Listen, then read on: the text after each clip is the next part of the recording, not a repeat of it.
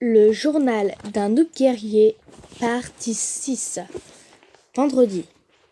Aujourd'hui, on a eu le droit à un cours en plus. C'est un cours spécial qui a eu lieu tous les vendredis. Défense contre les monstres. Aujourd'hui, c'était sur les zombies. La première chose à savoir à propos des zombies, c'est qu'en plein jour, ils sont bien plus dangereux que pendant la nuit. Le câlin ardent de la mort. Quand un zombie a pris feu à cause du soleil, il va essayer de vous serrer dans ses bras avant de mourir. Oui, ils nous haïssent à ce point, nous les vivants. Et oui, ils sont aussi diaboliques que ça. Pour être tout à fait honnête, c'était un peu flippant à entendre. Je veux dire, des zombies normaux, terrifiants. Mais alors des zombies enflammés, ils savent qu'ils vont mourir. Tout ce qu'ils veulent, c'est vous emporter avec eux dans l'au-delà. Ça devient leur idée fixe. Vous serrez bien fort contre leurs membres en décomposition. L'idée de prendre feu suite à l'éteinte d'un zombie m'a... Comment dire ? J'avais vraiment des chocottes.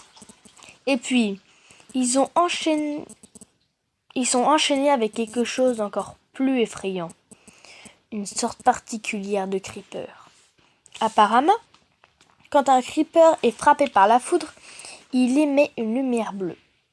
On l'appelle alors creeper TNT, électrique. Son explosion est bien plus puissante que de la TNT. Un creeper électrique relevé, pour ainsi dire un cauchemar, je dois bien avouer qu'apprendre l'existence de 1. L'étreinte du zombie et 2. Du creeper électrique m'a fait réfléchir à 2 fois à mon destin d'aventurier. Et les posters de propagande n'ont pas aidé, comme celui-là. Ne le regardez pas dans les yeux, ne l'attaquez pas. Courez! Et surtout, ne vous arrêtez pas. Je savais même pas que les creepers électriques existaient jusqu'à aujourd'hui. Pourtant, ils sont réels. Rien à voir avec le hurleur de caca de Max. Donc, en gros, je ne me promènerai plus jamais par temps d'orage. Mais les zombies en feu et les creepers électriques ne sont même pas les monstres les plus dangereux d'après nos profs. Les squelettes sont bien plus mortels, principalement grâce à leur portée. Une flèche qui vous touche va faire mal, certes, mais elle vous projette aussi vers l'arrière. Si vous tenez près d'un lac de lave, eh bien, bye bye. Vous irez rejoindre Spike. Et bien pour remuer le couteau dans la plaie et illustrer la dangerosité des squelettes, il y a le poster placardé à l'école. Éloignez-vous du bord du ravin, ou ce sera vous. Elle va s'en sortir, hein, pas vrai ?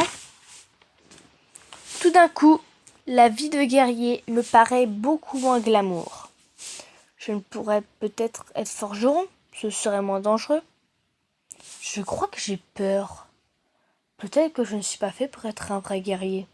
Déjà, un vrai guerrier ne serait jamais effrayé. Et certainement pas par un poster au mur. Mais c'est normal d'avoir peur de temps en temps, pas vrai ? Après tout, je n'ai que 12 ans. La suite, samedi.